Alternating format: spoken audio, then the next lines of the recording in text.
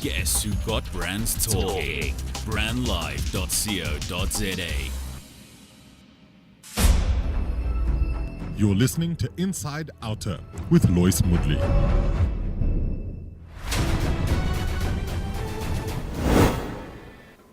Hello. You're listening to Inside Outa with me, Lois Mudley, the head of communications at Outa, the organization undoing tax abuse.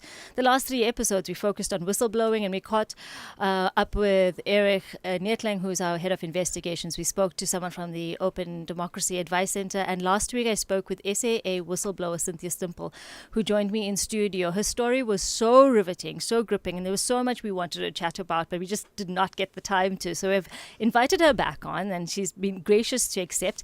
After we talk about whistleblowing, her experience at SAA, we're going to talk to Ronald Chauke, who's the head of energy, and he runs our energy portfolio in the progress report. So stay tuned. We'll be back.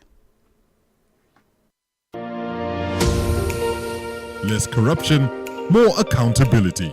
Stay tuned to Inside Outa. Well, joining me again in studio is Cynthia Stimpel, amazing, courageous woman who stood up to what could have been just over 250 million stolen from taxpayers. And you said no to that, Cynthia. We're going to touch a bit on what we spoke about last week, which, we really got into your personal story then and what the ramifications of your standing up did. You had mentioned that your friends that you had been working with, your colleagues, could no longer have contact with you. Then there was an email sent out, and they badmouthed you in quite horrible ways. What did that do to you personally? How did you feel during that time? I think at that time one feels lost. You feel isolated. And I must say I have a wonderful family, and their support was immense. My 2 daughters and husband with my grandkids, they were an immense support for me. And then my brothers and sisters, my siblings in the family. During the day, obviously, when you're not busy and your mind wanders and you think, not a single of your colleagues have contacted you. None of your peer level managers have even bothered to say, we're thinking of you, or, hang in there. And I was fortunate, though, that I was in contact with 2 people from SA, and they kept contact with me, but the rest not, that I would have expected. It's quite a lonely journey. A very lonely journey, especially when I thought my own team that I worked with, none of them contacted me. So yes, I think for every other whistleblower out there, I think they would have had something similar where they were in a situation where they were totally isolated and felt like an outcast or a pariah. Well, what would your advice be to whistleblowers? I mean, someone who's in that circumstance right now, something's not going right at work, they can see it's happening. And from your experience, what you've experienced, what would you say to that person now? Because in your last interview, you also said you don't regret your decision. Yes. No, I know. I've saved SAA the 256 million. That could easily, had I not stopped that, it could easily have been gone, and you can't recover it. All that money that's been lost at the various organizations like Eskom, SABC, all those other state-owned entities, that money is not recoverable. So for me, yes, I'm glad I was able to stop it. Yes, at a great risk. At a risk to my career, at a risk to the position that I held, but at the same time, I feel that my integrity is at stake, and that for me stands more. I can put my head on a pillow every night and know I did the right thing. So the recommendation I would have for future whistleblowers, because I know it is a risk. It's a risk of where they are and what they're going to do, and the timing when they're going to do it, and everything else that goes with the risk associated to a whistleblower, is that they must stand up and speak out and have that moral courage. We need it. We need it right now in South Africa. The way the whole country is going, there's many things that can be stopped. Yes, I stopped 250 million, but times that by 4, it's 1 billion. Times that by 10, it's 10 billion. And how many billion have we lost? If we can just have that moral courage. The other advice I would give is that they just reach out. And I'd like to reach out to the other whistleblowers like Rosemary Hunter, Suzanne Daniels, Bianca Goodson, because I know they've walked a similar path, and I've just read their names in the newspapers, but would love to just reach out and talk, because that would start a healing process for us. It would also open a pathway for other potential whistleblowers to take that stance and say, you know what, it can be done. We have moral courage, we have integrity, and we can do it. Well, that's something that could start a support network for whistleblowers. I mean, that's something that I don't think exists right now in South Africa. Yes, I don't think so, yeah. Yeah. I mean, in terms of legislation, where do you think we're doing enough to protect whistleblowers, to support whistleblowers? No. That Protected Disclosures Act means nothing. It's just words on paper. In my case, it did not protect me at all. The company actually argued that I didn't whistleblow. That whole, if you read that case from their side, was that I didn't whistleblow at all, that I'd gone to the media but there was no, they just discarded the fact and discounted the fact that I whistleblew. For others, like the other whistleblowers who have whistleblown, there was always a loophole that the companies found to dismiss them. For instance, like Suzanne Daniels, to make it look like that person was at fault. They should have done this or they should have done that, having known that there was a problem and didn't speak up sooner. And it's because these are big companies with lawyers that get paid millions. Correct. So they studied the law inside out. They found the loopholes. They know what to look for. Yes.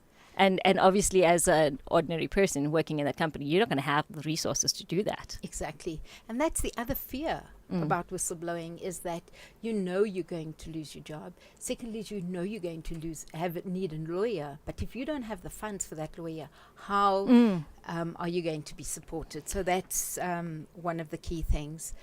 No, I think there's a lot still to be done on the Protected Disclosures Act, and I feel that our legal eagles maybe out there may take that as a challenge and see what they can do to work on it and make sure that it's embedded in company policies, and that there is a way that it should be followed so that that person is protected. Because at the end of the day, it's the whistleblowers that actually saves the reputation of that company. Right, because I think often it's the other way around, right? Companies are afraid of the reputational risk to them when a scandal comes out. Yes. But there are ways of dealing with it, what you say. I mean, if we remember from your conversation last time, you had gone through all of these channels that were not public, that were not, until you got to Outa, who, took you seriously and then started investigating, and then we exposed the issue. Exactly. Up until that point, you had followed numerous steps. Yes. And exactly. It could have been mitigated. It could have Exactly. protected the organization. Exactly. And that's a lesson for companies. That's a lesson for corporates to create then for themselves, not just in legislation that we look at, but at company level, that you look at ways of allowing people to blow the whistle and creating that environment, creating a safe environment for whistleblowers. Exactly. I recall many years ago, FNB had run something similar. There was lots of fraud going on within the organization, and they actually set up a fund that if anyone picked up anything wrong, they'd get paid, and the amount was like R1 million. Wow. And you found everyone paying attention to anything that was going wrong in the company, and that's how they were able to build a good culture. I don't know if it's still there. That was the time when I've worked for FNB, and that was really good. And so one can start that, make it turn whistleblowing into a positive and not into a negative. Yes. So you don't become a pariah. You're actually the hero of the situation. Exactly. And I think that's something that we need to talk about a lot more in South Africa, is the moral courage. We talk about it often in our corridors, but it's about creating a positive environment and a culture of blowing the whistle. Right now, we've seen a lot of killings around political issues, particularly in KZN and in other areas in the municipal level. I think people are we've created this fear culture, and it's a bad thing. So often I've recalled, my parents would say to me, do you really need to say anything? Can you just, let this one slide? And I suppose that culture of, like, do you really want to put it on the line is still there, that kind of incentive. Definitely. Because I recall one incident where I actually called my team together and said to them, if anything, anyone asks you to do something that you know is not correct, please do not do it. Do not let someone force you into signing a document that you know is not correct, or getting them you to do something that you know you should not be doing. And they just looked at me, and said, okay, we'll try our best, but we need our jobs. So there's that side of it. Yeah. And that's why moral courage really is important. So when you were suspended for blowing the whistle, only received about a 7-month settlement through the CCMA process, where any of your other colleagues sanctioned, and was a CFO replaced? Okay, so we actually the settlement was based on me taking early retirement. I was 59 at the time. And so they thought 7 months to me being 60, and so that was what was paid out. And I turned 60, and we settled in that manner. There were no other benefits that I took. We didn't do it, and I had my pension still because that was separate through Transnet. Or Metropolitan, Transnet Metropolitan Fund. However, we didn't go through a CCMA process, although my case had gone to CCMA, and we met at CCMA many a time. SA kept postponing it. So with the result, my lawyer advised, let's just see if we can settle, which we did. But uncanny enough, the settlement was done for April, well, as at 31st of March, but April the payout happened. And the 5th of May, the then acting CFO was Pumeza Nhansi, became she got full-time position as the CFO of SA. And any of your other colleagues had been sanctioned or anything of that sort? Other colleagues that were suspended at the time? No, most of them had either, the one person who had also whistleblown by the name of Sylvain Bosque, his case he fought for more than a year and a half. And he actually won his case. He didn't go back to SA. Yeah. 2 other people, the one person decided to resign, one other person was dismissed, and another person was held on the line until they also decided to do a settlement with that person. So no, I can't see that anyone sort of got the better out of it. No. I mean, how was it looking for work since then, when you had left? Okay, so for me, I already planned that I needed to get away, and so I did. I went to do a Camino, which it means walking. In Spanish, it means the path or the way. And I decided to go and walk from Lisbon to Santiago in Spain. This sounds very familiar. It sounds like something I read in The Alchemist or a pilgrimage. What is it? Paulo Coelho. Yes, the pilgrim. Yes. Yes, that's it. Yes, that's it. Exactly. So I did that walk, and which gave me time to think and plan my life and what I'd like to do.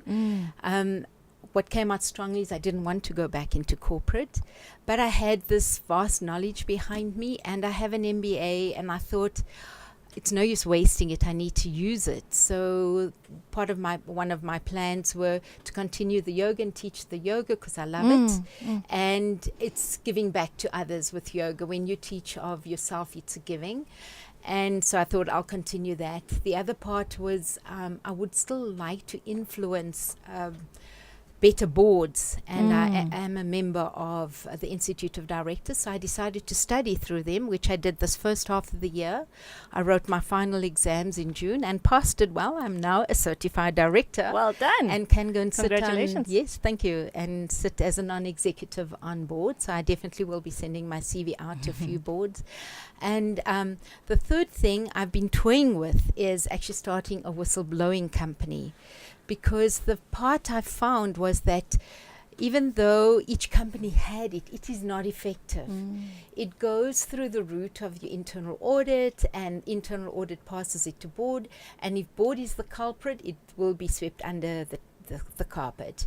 And if there's something serious, it doesn't get listened to, and people are afraid then to also report directly into companies. The vision I have, and I'm still exploring the idea, is to work in tandem with the company. A, to protect that company's reputation. B, to find a way that they can whistleblow through it and find a way of helping them improve their corporate governance within the organization. So I have spoken to a few people about it. I'm still banding the idea. And yeah, so that's the path I think I'd like to go in the longer term. And a path I think we are going to encourage you to walk, because I think it is so necessary.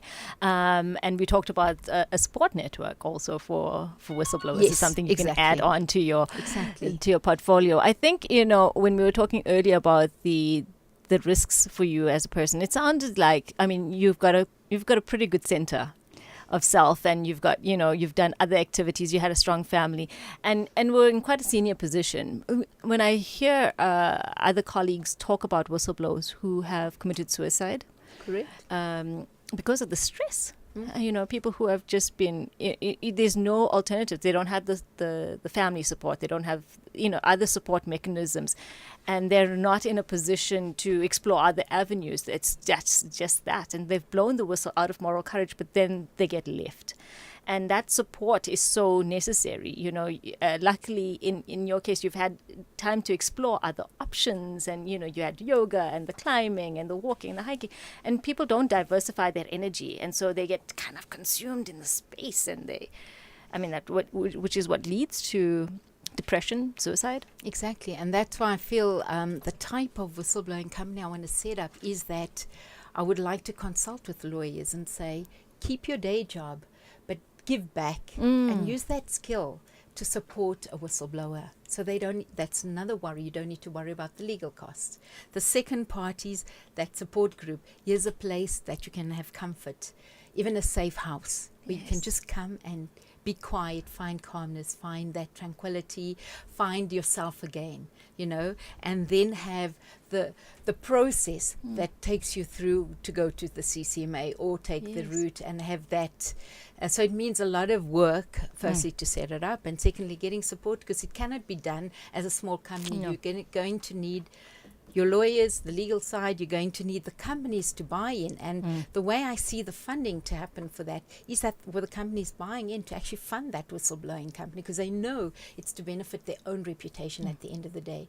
Because I see myself, if I'm a CEO of a company, I need to know what's happening. Yes. I don't want to read about it in the papers or know that my CFO has been doing something that I'm unaware of, or that my senior managers are colluding behind the scenes, Well, Cynthia, it's been such a pleasure talking to you, and I think we're onto something great here. So please keep in touch. We want to know more about this company we know it's going to get off the ground, because it's really needed in South Africa. We wish you all the best, and thank you so much for taking the time to talk with us. Thank you so much, Lisa. Harnessing the power of talk radio. brandlive.co.za.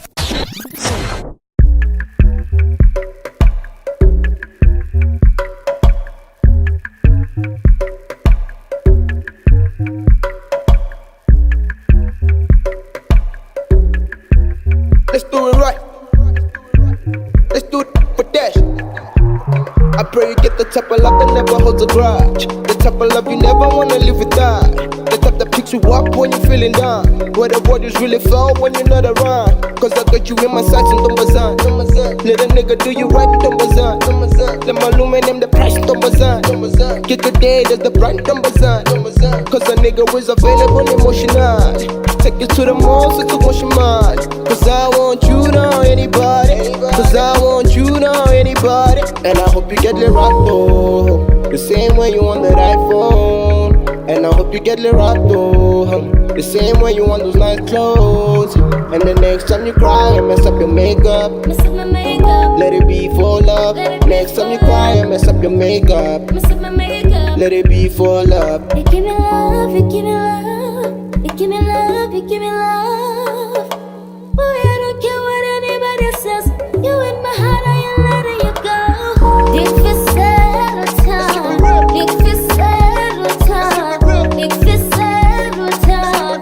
Dick for settle time. Midnight to the win. Yep, the foot now win. Midnight.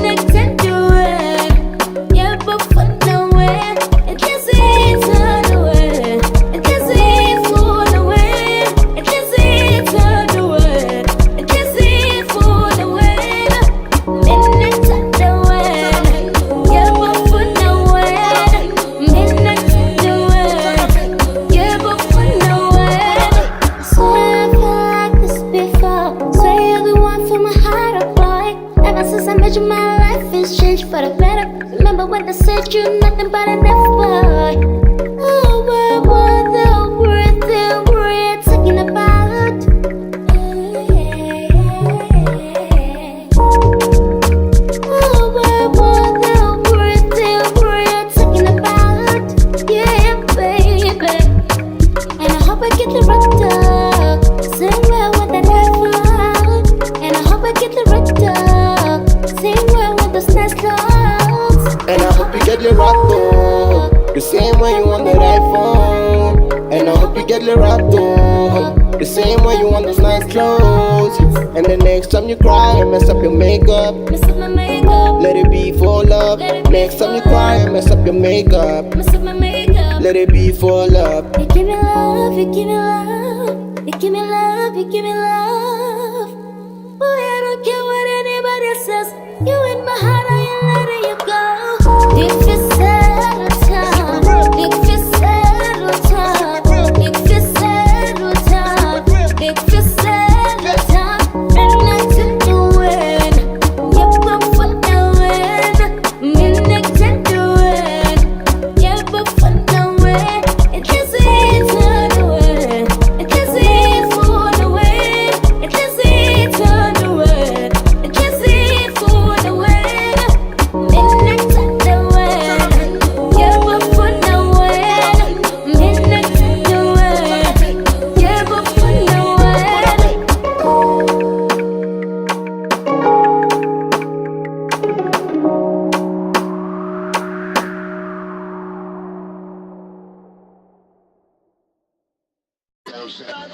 Harnessing the power of talk radio. brandlive.co.za. You're listening to Inside Outa with Lois Mudley.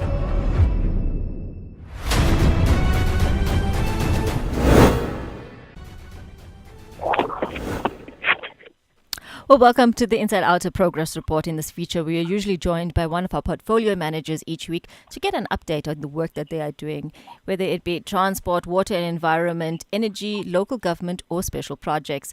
Joining us on the line today is Outa's portfolio manager for energy, Ronald Chauke. Ronald, thank you again for joining us. We recently released a report on the Department of Energy's revised integrated resource plan.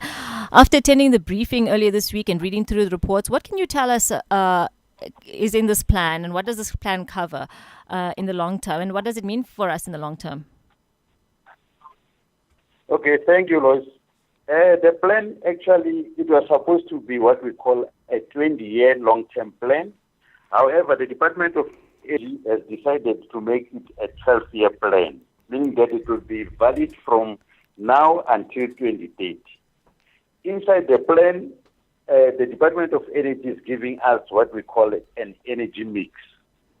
So this energy mix will lead us to a situation whereby ESCOM will find itself having to provide into that energy mix 34,000 megawatts of energy produced from coal, and then the renewables by themselves have been given the following percentages. Wind will be producing electricity for 15% of the 100%, and then solar will be producing 10%. Nuclear will continue with its 5%, and then they've added gas, which they have given gas to produce electricity up to 15% of all our electrical requirements in the country. So as indicated, the integrated energy plan, it gives us what we call the broad-based plan on what the country's energy requirements will be, and when will that energy be supplied, and the time that it will take to provide that electricity and to construct the power plants that will help us to meet our electricity demand. So basically that plan has been issued for public comment, and then those public comments actually have been opened up for a period of 60 days. And Outa will be interacting with its stakeholders through launching the whole program to its supporters as well as the energy participants in the country. So for the next coming 60 days, we'll be collecting all the inputs and comments for submission to the Department of Energy to assist them to come up with what we call the policy-adjusted integrated resource plan. That will be the final plan. Yeah, we're really excited about that. The law of the country in terms of energy. So we're really excited about that, Ronald, and we're looking forward to public engagement. You just touched on it a little bit. We're asking people for comment. It's up on our website if you haven't got an email regarding our request for you to submit your comments on the IRP 2018. And it's also on Facebook, social and Twitter, other social media platforms. So, Ronald, I mean, what are we really asking for? We're asking for people to comment on the IRP as it stands. Is that it? That's correct. And then the other thing is about how Outa's mandate is all about. Remember, Outa's mandate is to challenge government on policy rationality as well as ensuring that the least cost options are chosen. So in the integrated resource plan which they're talking about now, there is an element of what we call the importation of 2,500 megawatts from DRC, from the Democratic Republic of Congo. And then that component on its own has got a cloud hanging over it, because even the World Bank has pulled out of the project as a financier. Then the question will be, why should South Africa continue to be a key player in a project which has pulled out? Yes. There might be a lot of risks and elements of corruption attached to it if ever we get involved in projects which you find that are not credible.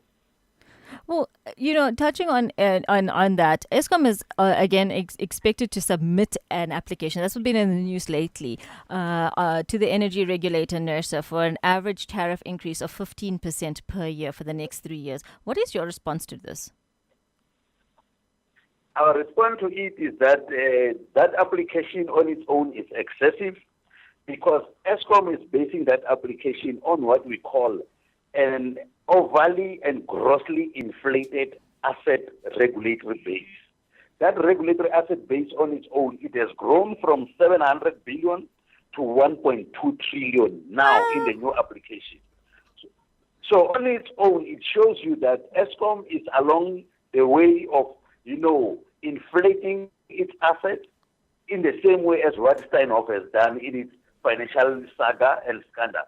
So from an outer point of view, we will be unpacking that whole asset regulatory base and challenging to ensure that we are not charged exorbitant electricity prices.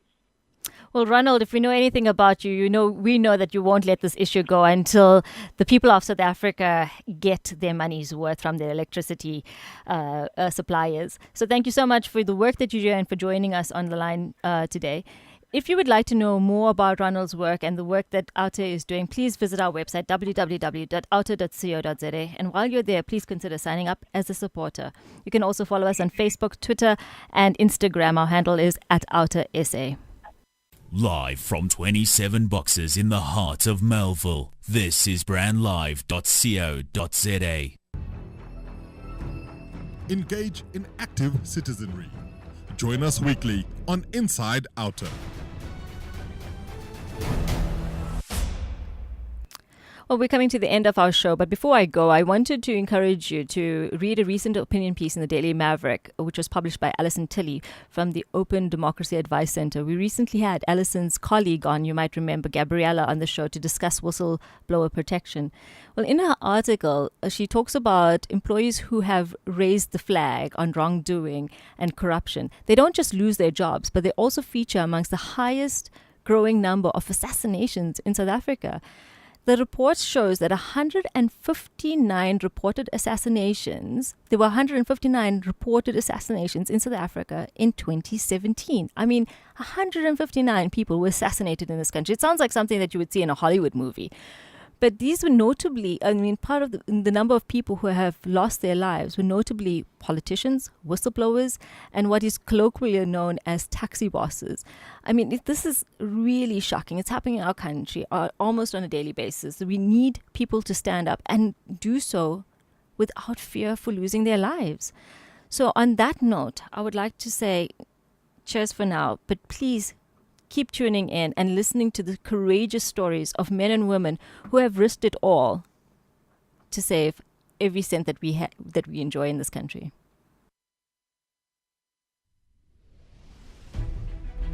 Thanks for listening to Inside Outa. Tune in next week when we delve deeper into undoing tax abuse.